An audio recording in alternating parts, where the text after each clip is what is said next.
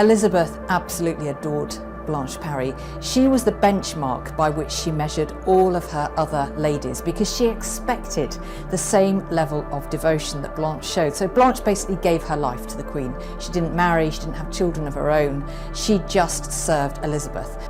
What if everything you were taught about Queen Elizabeth I was a carefully constructed illusion? Not a misunderstanding, not a historical gap, but a deliberate lie, crafted, protected, and buried so deeply that for over 4 centuries, no one dared to question it. Until now. Beneath the cold stone floors of Westminster Abbey lies a sealed tomb, untouched, unopened, officially forbidden. Inside it rests the body of one of the most powerful women in history, a queen who ruled an empire, defeated enemies that should have destroyed her, and shaped an entire age in her name. But what if the body in that tomb is not the full truth? What if the real story of Elizabeth was never written in books because it was never meant to be known? For centuries, historians believed her secrets died with her. They assumed whatever truths she carried about her identity, her body, her bloodline were locked away forever, protected by royal decree and the sheer weight of history itself. They were wrong, because the truth didn't stay in the tomb. It lingered, invisibly, on the objects she touched. A ring she never removed, a letter she sealed with her own hand, fabric that once pressed against her skin. Fragments, microscopic, silent, but not gone. And in the 21st century, a quiet, almost unnoticeable collaboration between geneticists and AI engineers decided to do something no one else dared to attempt. They didn't open the grave. They didn't ask permission. They went around history itself. Using cutting-edge forensic reconstruction and a powerful AI system designed to read damaged genetic material like a broken code, they began extracting what no human eye could ever see: traces of DNA left behind centuries ago. Skin cells, hair fragments, single, nearly invisible biological signatures. Individually, they were useless. Together, they became something else entirely. A voice. And that voice began to speak. At first, the results seemed almost poetic. Confirmation of lineage, connections to the powerful Tudor bloodline, echoes of a royal past already known. But the deeper the system went, the more the data resisted the narrative history had preserved. Patterns didn't match, markers didn't align, and then the first anomaly appeared. It was small, almost dismissible, a genetic inconsistency buried within the reconstructed genome, something that shouldn't have been there, something that didn't belong to the identity history had assigned her. The AI flagged it. Then it flagged more. And suddenly, the story of the Virgin Queen began to fracture. Because this wasn't just about cosmetics, politics, or royal image anymore. This was biological, and biology does not lie. For years, Elizabeth's obsession with her appearance had been explained away as vanity, or at worst, insecurity. A queen scarred by smallpox, hiding behind thick white makeup to maintain an illusion of perfection. But that explanation was too simple, too convenient, because the substance she used, Venetian ceruse, was not just makeup, it was poison. A slow, cumulative toxin made of lead and vinegar, applied daily to her skin in layers so thick they became a mask that cracked, a mask that burned, a mask that destroyed the very face it was meant to protect. And she knew it. Everyone around her knew it. Yet she never stopped. Why? Why would one of the most intelligent rulers in history willingly poison herself day after day, year after year? The AI had a theory, and it was far more disturbing than anyone expected. Because when the reconstructed genome was analyzed in full, it revealed something that changed everything, not just about her life, but about who she actually was. Hidden within her chromosomes was a pattern, rare, unusual, almost impossible to detect with modern technology, a condition known today as androgen insensitivity syndrome, a condition that raises a terrifying possibility that Elizabeth I may not have been biologically what the world believed her to be, that the queen who built her identity on remaining unmarried may not have had a choice, that the most powerful woman in England may have been living a secret so dangerous, so politically explosive, that if it had been discovered during her lifetime, it could have destroyed the monarchy overnight. And that was only the beginning. Because when the AI turned its attention to her paternal DNA, expecting to confirm what history had always claimed, that she was the daughter of Henry VIII, it found something that should have been impossible. There was no match. None. Not partial, not degraded, not uncertain. Zero. The genetic signature that should have connected her to the Tudor male line simply wasn't there. Which leads to a question so explosive it reshapes an entire era. If Henry VIII wasn't her father, then who was?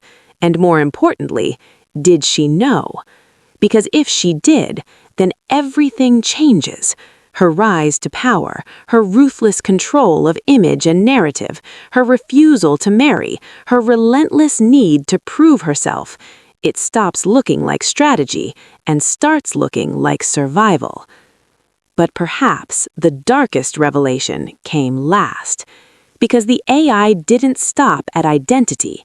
It went further. It reconstructed her final days, and what it found does not resemble a natural death. For centuries, her passing had been described as illness, weakness, age, a slow decline into silence and stillness. But the data tells a different story, of pain, of paralysis, of a body shutting down in a very specific, very deliberate way. Symptoms that don't align with disease, but do align with poison. Not crude poison, not something obvious, something refined, controlled, designed to mimic natural decline while silently attacking the nervous system. A combination so precise that no physician of her time could have recognized it. Which raises one final chilling possibility, that Elizabeth I was not just hiding secrets, she was surrounded by people who knew them, and someone, somewhere inside her own court, decided those secrets were too dangerous to live with. The mask, the myth, and the slow poison. History remembers Queen Elizabeth I as untouchable, a symbol, a legend, a woman who turned her own image into a weapon. But legends don't wake up every morning and spend hours rebuilding their face from scratch. Elizabeth did. Behind the closed doors of her private chambers, far from the eyes of courtiers and diplomats, a ritual unfolded, one that few were allowed to witness, and even fewer dared to speak about. It began with the mask, not metaphorical, literal. A thick chalk-white paste, Venetian ceruse, carefully mixed and applied layer by layer across her skin. It didn't blend, it didn't enhance, it covered, completely. Every scar, every blemish, every trace of the real face beneath. This wasn't beauty, this was erasure. And the deeper historians have looked into this ritual, the more unsettling it becomes, because Cyrus wasn't just dangerous, it was corrosive. It ate into the skin, it cracked under pressure, it aged the face faster than time itself. Women across Europe used it, but not like this, not to this extent, not with this level of dependence. Elizabeth didn't just wear the mask, she needed it. Court records, subtle, coded, carefully worded, hint at what lay underneath.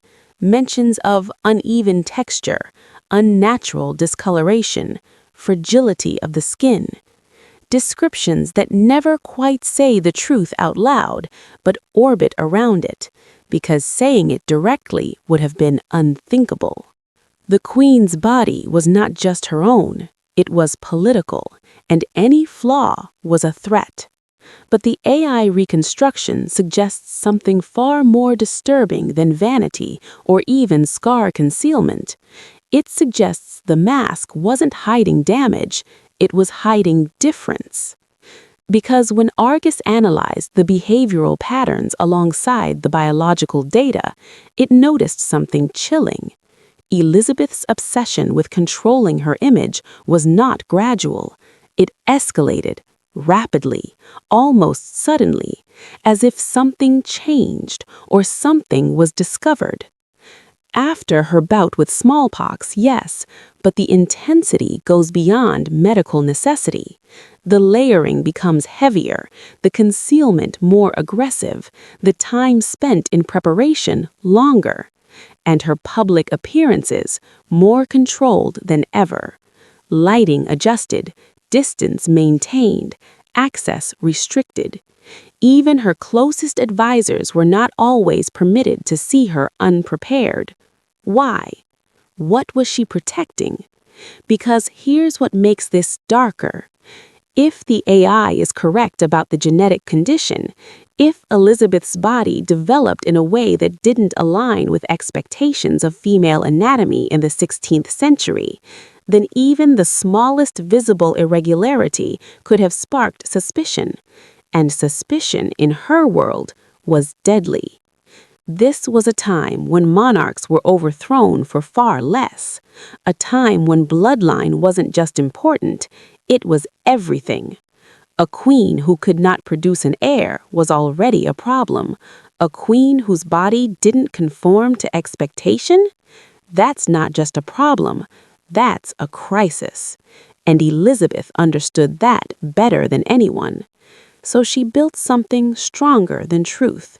She built a myth, the Virgin Queen. It wasn't just a title, it was a shield. By refusing marriage, she eliminated scrutiny. No husband meant no expectation of childbirth. No childbirth meant no exposure of biological reality.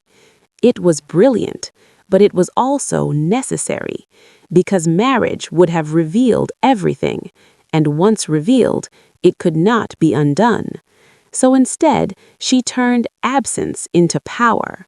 She flirted with alliances, entertained proposals, let foreign kings and princes believe they had a chance, just enough to keep them invested, but never enough to commit.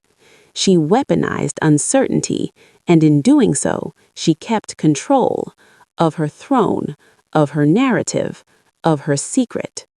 But maintaining that illusion came at a cost, a physical one.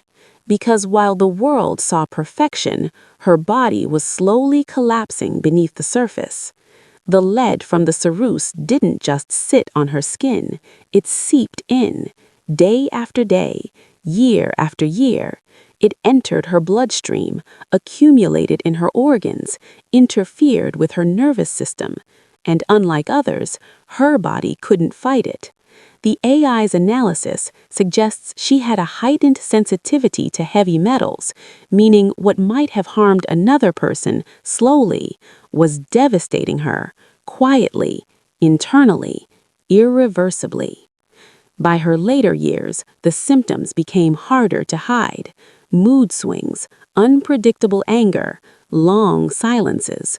moments of disconnection.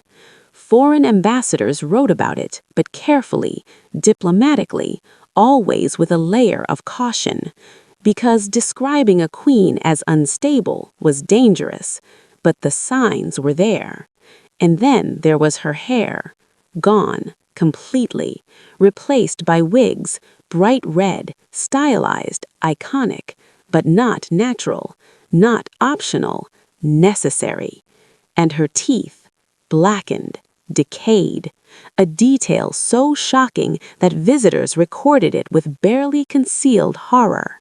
Yet even then, standing before them in full regalia, covered in jewels, wrapped in power, she still controlled the moment. They saw what she allowed them to see, nothing more, never more. Because by that point, the illusion wasn't just political, it was survival, and every layer of makeup, every controlled appearance, every carefully crafted image was holding back a truth that could shatter everything. But no illusion lasts forever, and as her body weakened, as the poison accumulated, as the years closed in, the cracks began to show. Not in public, not fully, but enough. Enough for whispers, enough for questions, enough for someone, somewhere, to start thinking beyond the story. And that's when the danger shifts, because secrets are safest when no one suspects them. But the moment doubt enters the room, everything changes. The illusion wasn't just about her face. It was about her blood. Because in the world Elizabeth ruled, identity wasn't defined by personality, intelligence, or even power. It was defined by lineage, by one simple, brutal question: who is your father?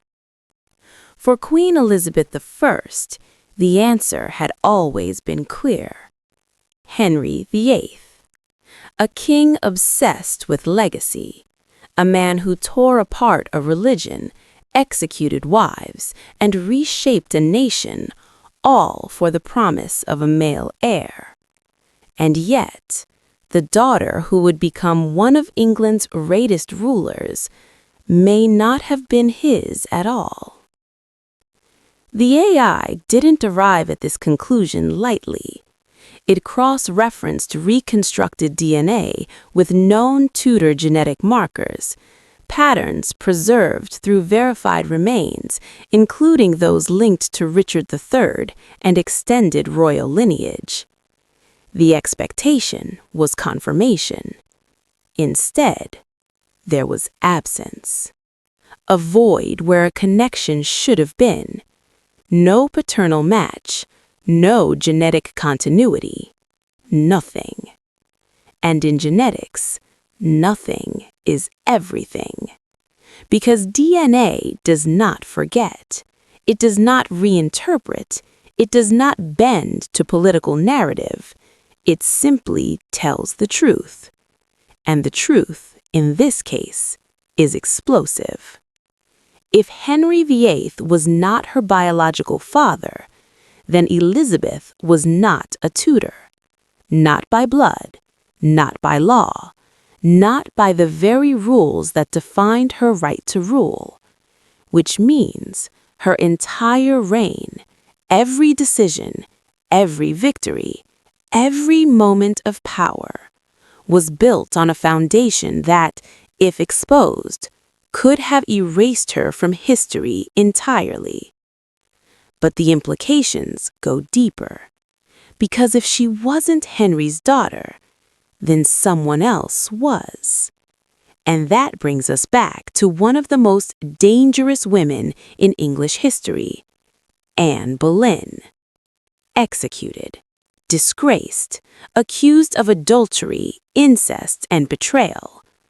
For centuries, historians have dismissed Mo's charges as politically motivated, a convenient way for Henry to rid himself of a wife who failed to give him a son. But what if one of those accusations was true? Not all of them, Not the extremes, but enough. Enough to change everything.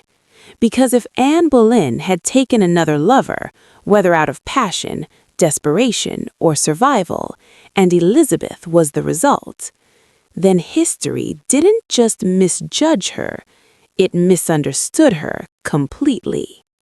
And suddenly, the execution doesn't look like pure tyranny. It looks complicated. Dangerously complicated.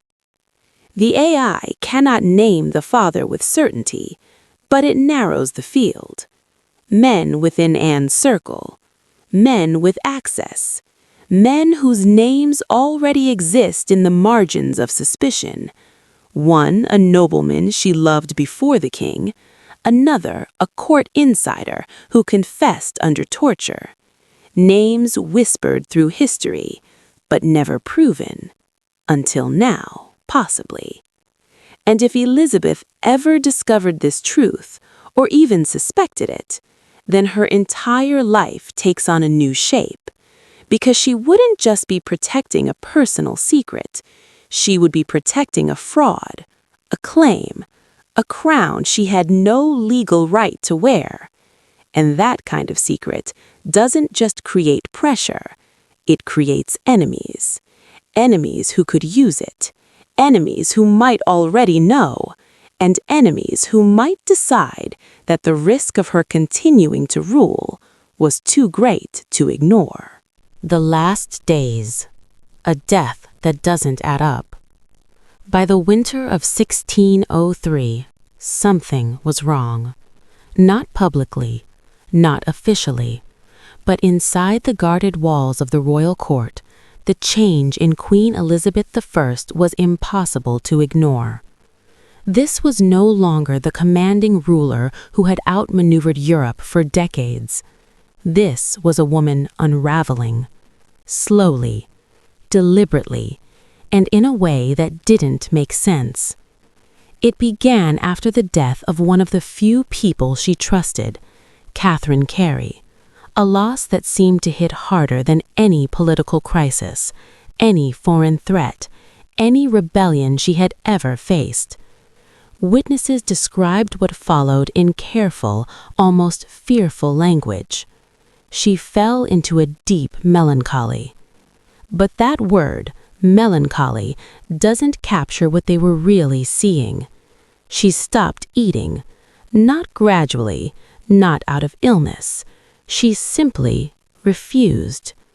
Meals brought to her chambers were left untouched. Servants pleaded, advisors intervened. Nothing changed. Then came the silence. Long stretches where she would not speak, not even to those closest to her. And when she did, her words were fragmented, disconnected, as if her mind was moving through something no one else could see. But the most disturbing detail was physical. For the final days of her life, Elizabeth refused to lie down. Completely. Think about that. A 69-year-old woman, weakened, exhausted, nearing death, and she would not allow her body to rest horizontally. Instead, she remained upright, standing for as long as she could, supported by her ladies-in-waiting when her strength failed. When even that became impossible, she sat on cushions stacked on the floor, but never flat, never still, never at ease. Why? Contemporary accounts don't explain it. They record it, but they don't understand it. Because they couldn't. They didn't have the framework. They didn't have the science. But now, we might. According to the AI reconstruction, this single detail, the refusal to lie down, is not random. It's diagnostic. Because certain toxins, very specific ones, cause extreme internal distress when the body is in a horizontal position. Pressure builds, breathing becomes restricted, pain intensifies, and the only relief is to remain upright. That's not typical illness, that's not aging, That's something else. And then there's the gesture, repeated, desperate, unexplained. Elizabeth kept raising her hand and pointing to her mouth, again and again and again, as if trying to communicate something she could no longer say. Pain? Possibly, but the pattern suggests intention, a message, a warning, or even an accusation. Because by this point, her condition wasn't just declining, it was accelerating, rapidly. Her muscles stiffened, her body weakened, but her consciousness, strangely, remained. She didn't drift into unconsciousness the way a typical fever patient might. She endured, aware, present, trapped. And that detail may be the most important of all. Because when the AI modeled her symptoms against known medical conditions of the time, nothing matched completely. Not infection, not stroke, not simple organ failure. Lead poisoning explained some of it, but not the pattern, not the timeline, not the specific combination of symptoms appearing in those final days. So the system expanded the search, beyond disease, into toxicology. Thousands of compounds, historical poisons, botanical extracts known in the 16th century. And eventually, it found a match. Not a perfect one, but close enough to be deeply unsettling.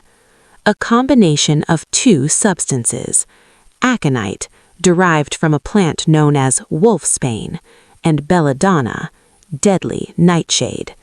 Both were known during Elizabeth's lifetime. Both were used carefully, quietly, and when combined in controlled doses, they produce something terrifying. Not immediate death, not obvious poisoning, something slower, more precise. Belladonna creates confusion, fever, hallucination. It mimics natural illness so convincingly that even experienced physicians could be misled. Aconite, on the other hand, attacks the nervous system. Gradually, it interferes with muscle control, breathing, heart rhythm, and most importantly, it causes intense, burning pain, especially in the mouth and chest. Now think back to her final gesture, pointing to her mouth, over and over and again. That's not random.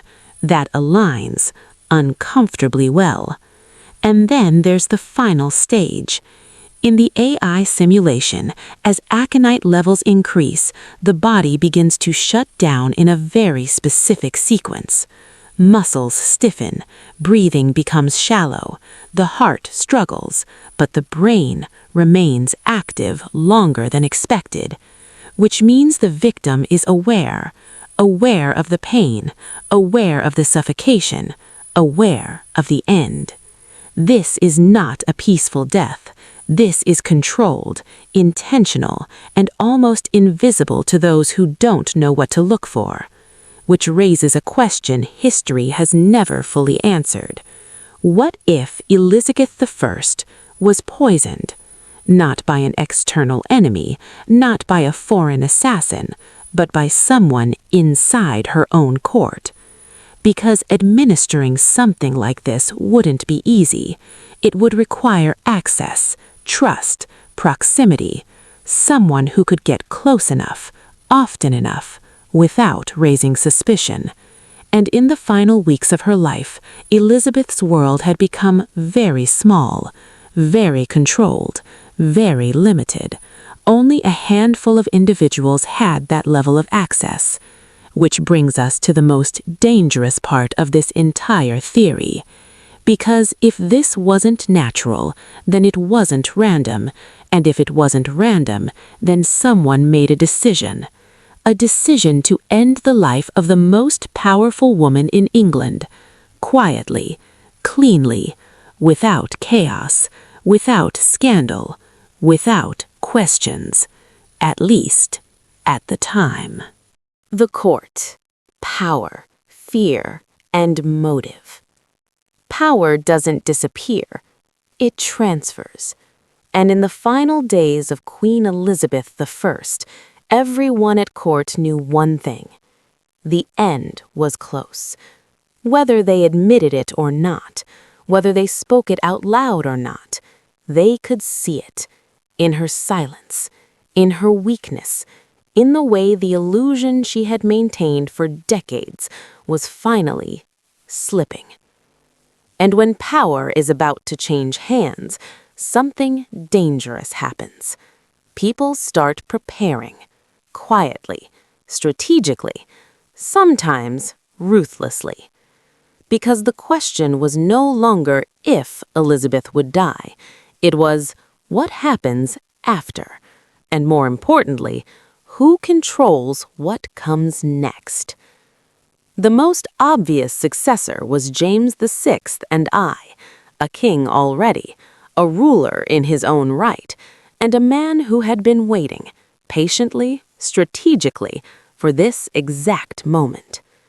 For years he had positioned himself as the natural heir, the stable choice, the continuation of monarchy without chaos. But patience has limits, and waiting for power is not the same as taking it, especially when uncertainty enters the equation.